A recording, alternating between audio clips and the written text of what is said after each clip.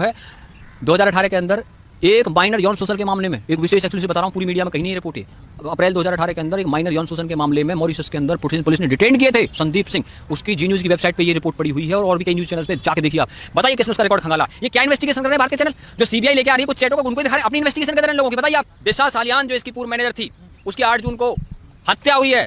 दिशा सालियान का postmortem Cooper hospital में, सुशांत सिंह राजपूत का पोस्टमार्टम कूपर हॉस्पिटल में, दिव्या भारती का पोस्टमार्टम कूपर हॉस्पिटल में, जिया खान का पोस्टमार्टम कूपर हॉस्पिटल में, समीर शर्मा की अभी डेथ हुई है उसका कूपर हॉस्पिटल में, कुशाल पंजाबी कूपर हॉस्पिटल में।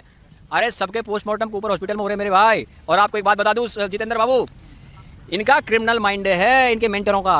उसका एग्जांपल दे दूं आपको क्रिमिनल माइंड का, कि जो दिशा सालियान की मौत हुई है ये हुई है दिव्या भारती के अंदाज में। दिव्या भारती को 5 अप्रैल 1993 को जुहू के तुलसी अपार्टमेंट के 5वें फ्लोर से गिरा के मारा गया, या वो मरी ये अभी रहस्य में रहा। लेकिन ये सेम मामला जो था ये बाजीगर फिल्म के अंदर दिखाया गया। शाहरुख खान ने शिल्पा शेट्टी को गिरा करके मारा बाजीगर फिल्म में। ये फिल्म जो रिलीज हुई थी 12 नवंबर 1993 को, और दिव्या भारती की डेथ हुई है 5 अप्रैल 1993 को, यानी उसी साल में ये फिल्म रिलीज हुई है बाजीगर। और इस फिल्म की स्क्रिप्ट किसने लिखी है पता आपको? रॉबिन भट्ट, जो कि महेश भट्ट के भाई हैं। और रॉबिन भट्ट जो है वो उसकी मदर थी, हिंदू माँ से है वो, और जो महेश भट्ट है वो मुसलमान माँ शिरीन मोहम्मद से है। इनके जो पिताजी थे नाना भाई भट्ट, उसकी 2 वाइफ थी, एक हिंदू वाइफ थी हेमलता, जिसके बेटे रॉबिन भट्ट जिसने बाजीगर फिल्म की स्क्रिप्ट लिखी, और दूसरे जो उसकी वाइफ थी नाना भाई भट्ट की, वो कौन थी? शिरीन मोहम्मद, जिसके बेटे महेश भट्ट है। और महेश भट्ट कश्मीरी पंडित है, नाना भाई भट्ट। उनको कश्मीरी पंडितों की आवाज उठानी चाहिए थी, लेकिन उन्होंने कश्मीरी पंडितों की आवाज नहीं उठाई। बॉलीवुड के अंदर ये कहते हैं ना भाई वहाँ पे इनका कहाँ से इनको माफिया बता रहे हो? मैं बताता हूँ माफिया को बता रहे, सबूत लो। महेश भट्ट का बेटा राहुल भट्ट 26/11 के हमलों में उसका नाम आया था। किसने लिया था नाम? डेविड कोलमैन हेडली, जो कि मुंबई हमलों का मुख्य आरोपी था। उसने रेकी करवाई थी डेविड कोलमैन हेडली से मुंबई के अंदर। चलो उसमें ना जाते हुए हम आपको और आगे की बात बताते हैं। 1990 से लेकर के 2020 तक जितनी भी हत्याएं बॉलीवुड के अंदर हुई है, किसी में सजा नहीं हुई आज तक। जिया खान का मामला, जिया खान की जो 3 जून 2013 को जो हुआ, उसके अंदर मुख्य आरोपी राहुल सूरज पंचोली का कुछ हो गया। दिव्या भारती मुख्य आरोपी साजिद नाडियाडवाला पे आरोप लगता है उसका कुछ हुआ। 1998 में उसकी फाइल बंद कर दी गई। और मुझे आप बताइए गुलशन कुमार हत्याकांड जिसका आरोप नदीम श्रवण जो संगीतकार है उसके नदीम पे जो यूके के अंदर रहता, बताइए वो यूके से यहाँ आ गया क्या? नहीं आया ना। लेकिन आए कौन है? ये जो लोग सोचते हैं मुंबई में बैठ करके हमारा कोई कुछ नहीं करेगा, अरे भैया अबू सलेम और मोनिका बेदी को पुर्तगाल से भारत लेके आ गए, और क्रिश्चियन मिशेल को दुबई से भारत लेकर के आ गए, एक्सट्रेडिट किया था उसके अंदर। Christian Michel Agusta Westland deal का मुख्य आरोपी था, और अगस्टा वेस्टलैंड डील वो डील है जिसके अंदर कोर्ट के ऑर्डर में लिखा है कि सिग्नोरा गांधी यानी कि श्रीमती Gandhi Sonia Gandhi the main accuse. Subramanian Swamy Bharat की पार्लियामेंट में खड़े होकर के बोला था कि Sonia Gandhi the main accuse in Agusta Westland deal. और उसी अगस्टा वेस्टलैंड डील के कोर्ट के ऑर्डर में भारत के 4 पत्रकारों के नाम थे, इटली के मिलान कोर्ट में थे। और वही पत्रकार अब कहाँ पे हो दुनिया के अंदर? मुझे बताइए। फ्रेंडली मीडिया जैसे बोलते हैं, उन घोटाले में नाम है, उसकी फाइल खुलनी चाहिए। और आज आपको बता दूं एक विशेष बात बताना चाहता हूँ। वोरा कमेटी का नाम सुना आपने? 1993 के जब बम ब्लास्ट हुए थे उसके बाद में वोरा कमेटी बनी थी। उस वोरा कमेटी ने जो पॉलिटिक्स का अंडरवर्ल्ड के साथ घालमेल है बॉलीवुड वालों का, उसके लिए उन नामों की लिस्ट तय करी थी। और वो वोरा कमेटी की रिपोर्ट आज तक जो है पब्लिक नहीं की गई है, केवल उसके 20 पेज पब्लिक किए गए हैं, बाकी पेज नहीं पब्लिक किए गए। आज मैं भारत के होम मिनिस्टर से चाहता हूँ उस धमाका कर देगी भारत के अंदर। वो उस रिपोर्ट के अंदर ऐसे नाम है, उसमें दाऊद इब्राहिम की डी कंपनी से जिन लोगों के संबंध थे मुंबई और दिल्ली के अंदर, उन लोगों के नाम वोरा कमेटी के अंदर है। वोरा कमेटी की रिपोर्ट एक्सपोज की जानी चाहिए, क्योंकि भारत के पत्रकार भी, आपको पता है कि भारत का सुप्रीम कोर्ट रात को 3 बजे खुला।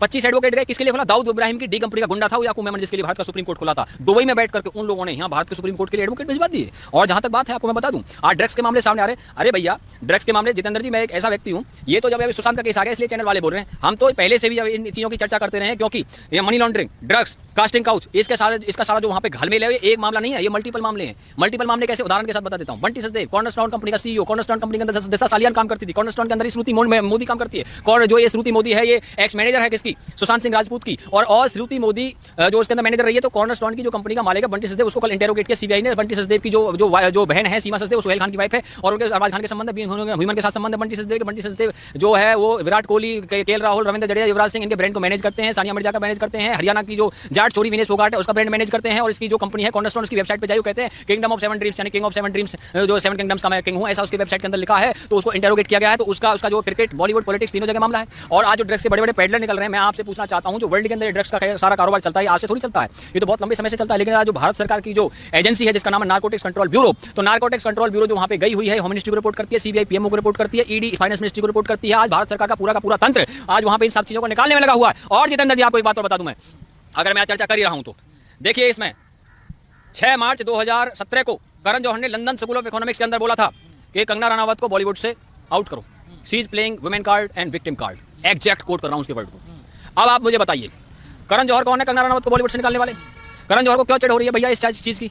करण जौहर सबसे पहले इस बात का जवाब दें कि अप्रैल 2018 के अंदर उसके घर पे जो पार्टी हुई थी, उस पार्टी पे ड्रग्स की पार्टी बताया जा रहा है, उस पर आरोप लगे थे ड्रग्स लेने के। तो मैं आपसे जानना चाहता हूं, आप मुझे बता दीजिए कि करण जौहर की पार्टी में कौन कौन लोग शामिल थे। रणबीर कपूर था, अर्जुन कपूर था, मलाइका अरोड़ा थी, दीपिका पादुकोण थी, विक्की कौशल थे, उसके अंदर ये वरुण धवन था, शाहिद कपूर था।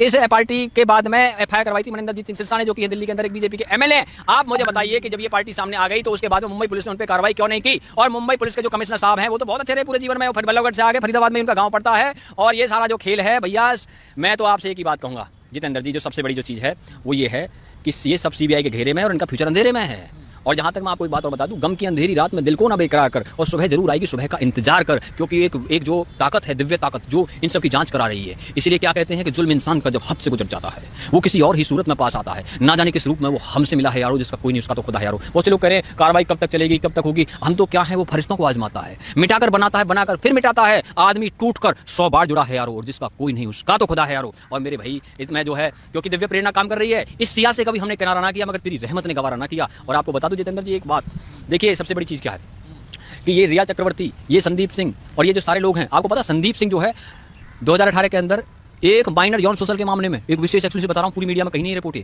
अप्रैल 2018 के अंदर एक माइनर यौन शोषण के मामले में मॉरिशस के अंदर पुलिस ने डिटेन किए थे संदीप सिंह। उसकी जी न्यूज़ की वेबसाइट पे ये रिपोर्ट पड़ी हुई है, और भी कई न्यूज़ चैनल पे जाके देखिए आप। बताइए किसने उसका रिकॉर्ड खंगाला। ये क्या इन्वेस्टिगेशन कर रहे हैं भारतीय चैनल, जो सीबीआई लेके आ रही है कुछ चैटों को, उनको दिखा रहे हैं, अपनी इन्वेस्टिगेशन कर रहे हैं लोगों की। बताइए आप, हमने लेकर के आ रहे हैं सब चीज़ों को। और दूसरी बात यह है कि जो इन लोगों ने आज ये केस आया है, तो क्या ये इस केस से पहले ड्रग्स के खेल नहीं चलते थे वहाँ पे? तो आज तक किसी चैनल ने क्यों नहीं दिखाया उनको? अब जब कोई केस हो जाता तभी दिखाएंगे ये। ना तूने सिग्नल देखा, ना मैंने सिग्नल देखा, एक्सीडेंट हो गया। जब कोई एक्सीडेंट होगा तभी बात होगी उस चीज़ की, तो उसके बगैर भी बात हो जाएगी। अरे भैया जितेंद्र जी, ये जो सारे गेम चल रहे हैं ना वहाँ पे, देखो अंडरवर्ल्ड का बहुत बड़ा नेटवर्क बॉम्बे में काम करता है, और ये सारा जो नेटवर्क है अंडरवर्ल्ड का, वहाँ पे ये 1990 के समय में बहुत जोर था वहाँ पे, शिवसेना ने उसको कम किया था। और अंडरवर्ल्ड का जो नेटवर्क है वो दुबई से और कराची से संचालित है। इसको डी के गैंग बोलते हैं, दुबई कराची गैंग। और आपको मैं और बात बता दूँ, एक बेंगलोर के अंदर नार्कोटिक्स कंट्रोल ब्यूरो, जो कि जांच करती है ड्रग्स के मामलों की, उसने वहाँ पे डी अनिका नाम की छोटी सी एक्ट्रेस को निकाला। आप कहोगे इसका नाम क्यों ले रहे हो, उसका कारण बता देता हूँ। उसकी चैट में साउथ के टॉप 10 सुपरस्टार, टॉप 10 साउथ के, उसमें ड्रग चैट में नाम होना। इसका मतलब साउथ की भी पूरी इंडस्ट्री ड्रग्स में डूबी हुई है। बताइए आप मुझे। और वो ड्रग्स बेंगलोर में कहाँ से आया था? ब्रुसेल्स, जो कि बेल्जियम की राजधानी है। और वहाँ पर एक बहुत बड़ा इवेंट फेस्टिवल होता है जिसमें पूरे यूरोप के लोग आते हैं, उसके अंदर ड्रग्स का बहुत बड़ी पार्टी उसमें आयोजित होती है। उसका टुमारोलैंड नाम का वो फेस्टिवल है। टुमारोलैंड फेस्टिवल से वो ड्रग्स बॉम्बे के अंदर आया। कौन सा था?